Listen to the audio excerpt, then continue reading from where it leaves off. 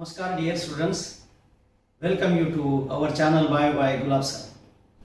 As a part of series of lectures, we are going to begin today human physiology and anatomy. Its syllabus concerned to the 11th class. And the chapter lesson is breathing and exchange of gases. In 7th and 9th class as well as in 10th class, you learn more about this respiratory system. And basic things you are aware, unknown. What in addition that we are going to learn is something that I am going to explain. Human respiratory system has two processes, one breathing as a physical process and respiration, that is real physiological process. In this we are going to explain about physical and physiological process. Physical merely, that is breathing, is a mechanical process, and that what we will discuss later. Before that, how human respiratory system is constructed or it is being composed of. Human respiratory system consists of external layers, nostril, as shown in diagram, external layer that open to have the inhalation. Nostril is a passage through nasal septum which open into buccal cavity through internal layers, which is blocked by or which is covered by this uvula. By the time when we eat the food, we have this triangular part. When you see in your mouth, you will see there is one triangular or U-shaped part that what cover this internal layer and prevent that entering of food into that tract, and thereby it has importance as a part of respiratory tract. Is open into the pharynx. Pharynx is a oropharynx and nasopharynx. Nasopharynx open into trachea. Through glottis, glottis is a opening to the trachea. It is also guarded by cartilaginous flap called epiglottis. It also prevents the entry of food when we eat. When we eat, while eating or swallowing, this uvula and epiglottis close so that food do not enter into the nasal passage as well as trachea, and thereby our great parents and ancestors says that we should not speak while eating, because when we speak we require air to speak, and that comes out from lungs, and therefore this epiglottis get open and food may enter, and therefore we have sometimes coughing while eating. That to avoid, we should not speak while swallowing the food at least. Okay, you got it. Now this glottis open into the trachea. This trachea is a tubular structure. It is made up of pseudoepithelium or pseudoepithelium. That means arrangement of cell is pseudo, not exactly that single layer, but pseudo arrangement of the cell. Internally it is lined with ciliated columnar ciliated epithelium to push the cough, and externally it is guarded by cartilaginous ring. These cartilaginous rings are not complete. They are just C-shape. From the dorsal side, they are not complete. So incomplete cartilaginous ring, they help to expand the trachea, or naturally they prevent trachea from collapsing in absence of air, in absence of inhalation and exhalation. It remains tubular because of this cartilage. It's very important. And this cartilaginous ring are present from trachea to bronchi, primary, secondary and tertiary bronchiole, but not with respiratory bronchiole and terminal bronchiole, which open into alveoli. Please once again, this cartilaginous ring are present in trachea, bronchi, primary, secondary, tertiary bronchiole, but not in terminal and respiratory bronchiole. That is also a point to be noted down.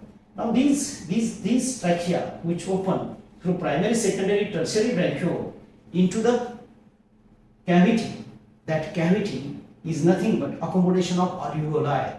There are about 300 to 400, 500 millions of alveolar pouch present in our lungs. It's a miracle. Moreover, the area which exposed, it is said that 2,400 kilometer of area is exposed airway. That means you can understand how much that number of alveoli provide exposure to the blood to have immediate exchange of gases, oxygen and carbon dioxide. Moreover, these alveoli are very thin. They are made up of squamous epithelial tissue. You would be knowing there are different types of tissue in human. That too epithelial tissue. columnar, cuboidal, squamous epithelium. This is made up of squamous. Squamous is tile shaped, dorsiventral flattened, very thin, where they get exposed to the blood vessels, that arteriole, capillary, venule and vein.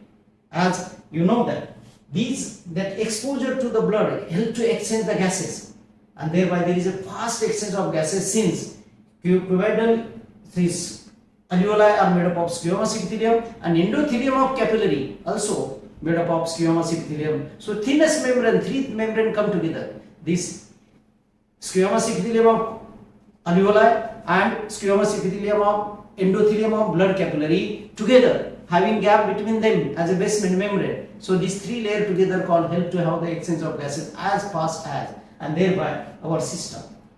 Okay, so this is what exactly the two lungs on either side of our vertebral column in abdominal section, having two lobes in right, three lobes in right lungs and two lobes in left lungs, as left lungs to accommodate the heart. Therefore this area to accommodate the heart, this area is called mediastinum.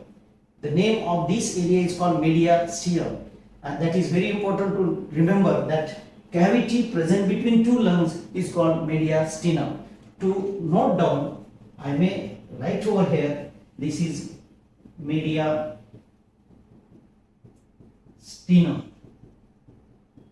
Remember this cavity also, may ask in NEET. Okay. Now here this right lungs has three lobes and left lungs has two lobes, also point of NEET. These lungs are covered by pleural membrane. These pleural membrane are extensible. Even it is double layer, the gap between two membrane is pleural cavity, and that help to prevent the friction as and when our lungs expand, and that may touch to the ribs. Therefore it prevents the friction with ribs, and that has very high importance. Now externally these two lungs are physically covered by ribs, 12 pairs of ribs, as well as on the posterior side it has diaphragm. Diaphragm is muscular structure, cartilaginous muscular structure. It is attached with abdominal cavity. So overall that form the cavity on either side of the vertebral column. While inhalation and exhalation, this overall cavity expand and contract. So human respiratory system has these different parts which I have been discussed with you. These parts which are in a sequence, that is what from external to till inside, in a sequence they work, and what physiology I did explain related to them. That was the explanation for your board examination. If question asked, explain human respiratory system. Now second part of this video, that what in continuation, if human has pulmonary respiration, then what are the respiratory system present in other organisms? As you know that unicellular organism like amoeba, they are in direct contact with surrounding, therefore exchange of gases by diffusion is sufficient to them. Even in multicellular organism like Porifera, Coelenterata, Ctenophore, Platyhelminthes, Nemathelminthes and annelids, they are in aquatic condition, and therefore they have direct exchange of gases either by that cell coming in contact or that skin, therefore called cutaneous respiration. But in arthropod, very important that they have shown some evolution. Arthropod has three systems: gills in crustaceans and arachnoids and insect. Insect has tracheary system, that is what book lungs in arachnoids. So gills in crustacean, book lungs in arachnoids and tracheary system in insect. So these arthropoda evolved with some developed respiratory system. Mollusks, they have separate respiratory system. Echinodermata, they have direct vascular system, that is called water vascular system. Through water that they have exchange of gases. Protochordata, Urochordata, they have again diffusion, but cyclostomata, they have gills. Fishes, they have gills. Amphibians, they have three systems. In tadpole stage, they have gills. In adult stage, they respire by skin as well as pulmonary. And reptiles, mammals and birds, they have pulmonary respiration. I hope you would have got this introductory lecture on respiratory system, with the initiation of breathing and exhale of gases with this initial structure of respiratory system with these two diagrams, and moreover that notes are present along with this video. You can go through and note down that notes so as to prepare for your school examination as well as NEET examination. I hope you would have enjoyed today's video. I appeal you to share our channel as well as subscribe it if you are new, as well as press bell icon to receive notification as and when new videos are uploaded. Thank you. Enjoy the learning.